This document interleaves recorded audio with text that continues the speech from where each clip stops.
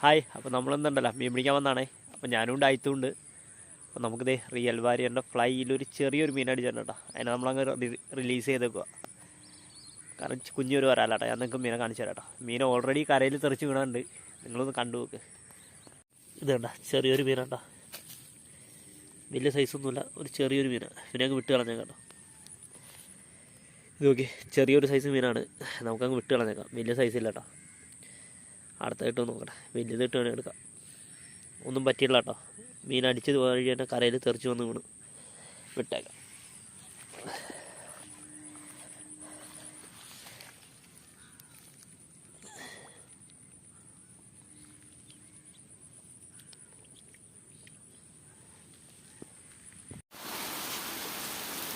നല്ല മഴ.